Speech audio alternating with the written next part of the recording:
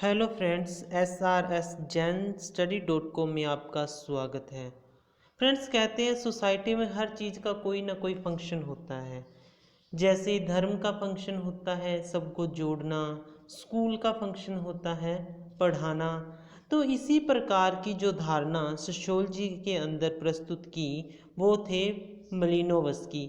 आज हम मलिनोवस्की के बारे में इम्पोर्टेंट फैक्ट्स को डिस्कस करेंगे।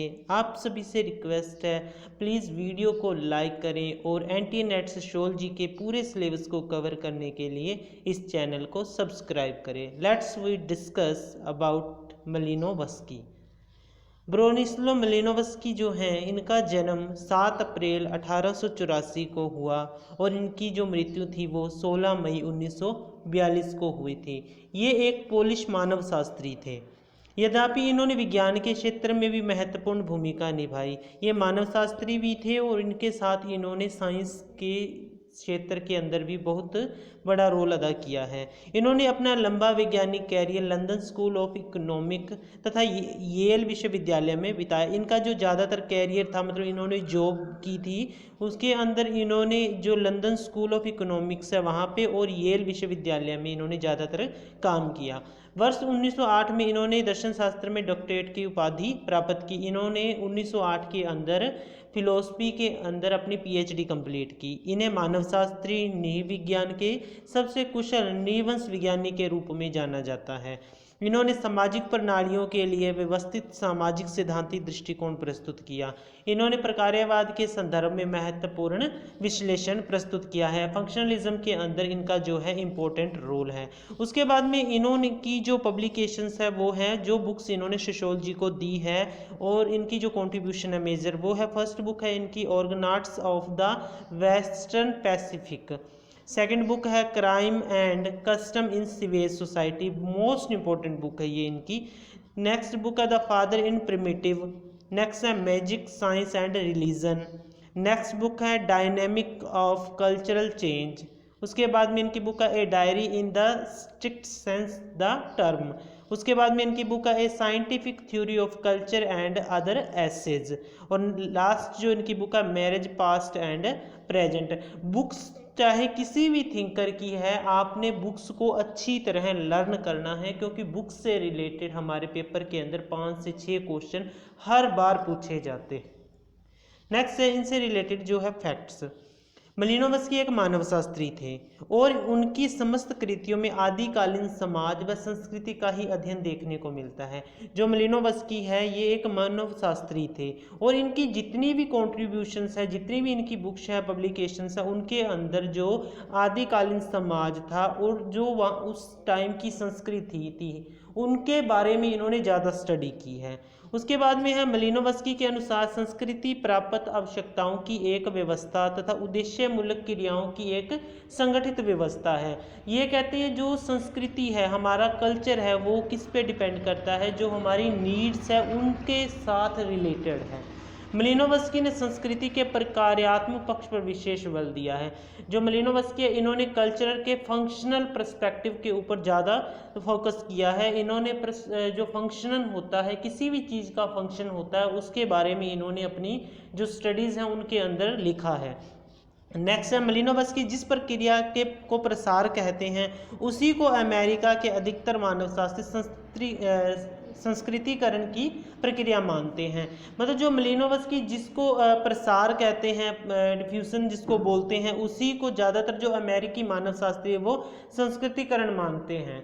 उसके बाद में है किसी भी सांस्कृतिक तत्व का अस्तित्व इसी बात पर निर्भर करता है कि वह मानव के किसी काम आ रहा है।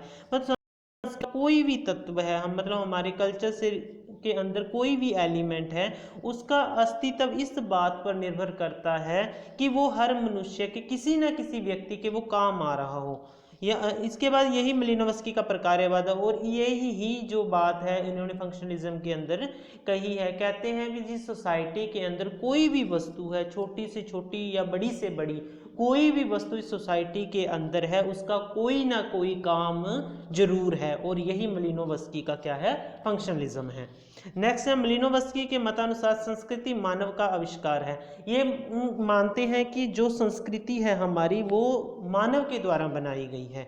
मानव का शारीरिक मानसिक अस्तित्व जिन साधनों से बना रहता है उन साधनों की समग्रता को ही संस्कृति कहते हैं। ये कहते हैं भी ह्यूमन बीइंग का जो फिजिकल और मेंटल अस्तित्व है, उसका एग्जिस्टेंस है, वो किसके कारण, इन साधनों के कारण है, और इन सब के मिलने से क्या बनती है, संस्कृति बनती है। उसके बाद में मलिनोवस्की ने मनुष्य की 7 आधारभूत प्राणी शास्त्रीय आवश्यकताओं का उल्लेख किया है। इन्होंने 7 नीड्स के बारे में बताया है। ह्यूमन बीइंग की जो नीड्स होती है वो 7 प्रकार की नीड्स होती है। इन्होंने ह्यूमन बीइंग की स्टडी की, उसके अंदर इन्होंने इसके बारे में बताया है। वो 7 प्रकार की नीड्स के अंदर कौन कौन सी नीड्स है। फर्स्ट, शरीर पोषक, मेटाबॉलिक, मतलब हम खाएं पिएं, हमारे जो शरीर है उसका पालन करें, हम विकसित करें शरीर को, बीमारियों से बचाएं। उसके बाद में उत्पादक, रिप्रोडक्शन, मतलब अपने वंश को आगे बढ़ाने के लिए जो मैरिज की जाती है, मतलब बच्चे पैदा किए जाते हैं, उनको इन्होंने बताया। उसके बाद में ये कहते हैं शारीरिक आराम, मतलब बॉडीली कंफर्ट्स, हम अपने शरीर को ज़्यादा से ज़्यादा आराम की अवस्था के अंदर रखना पसंद करते हैं। उसके बाद में सेफ्टी, सुरक्षा, अपनी सुरक्षा की बात की इन्होंने, मतलब लोग अपनी सुरक्षा के लिए निरंतर कोशिश करते रहते हैं। उसके बाद में मूवमेंट, हम लाइफ के अंदर एक जगह स्टेबल रहना पसंद नहीं करते, लाइफ के अंदर हम मतलब अपलिफ्ट होना चाहते हैं, विकसित होना चाहते हैं, और ज़्यादा प्रोग्रेस करना चाहते हैं। गति की बात कर रहे हैं, ये मूवमेंट की बात कर रहे हैं। उसके बाद में जो है स्वास्थ्य की बात करते हैं, हेल्थ के लिए जो ह्यूमन बीइंग है हमेशा ही तत्पर रहता है, अपनी हेल्थ के प्रति वो पूरा कॉन्शियस रहता है। और उसके बाद में होती है वृद्धि, जिसे ग्रोथ बोलते हैं। इन 7 जो नीड्स हैं इनके बारे में इन्होंने बताया है।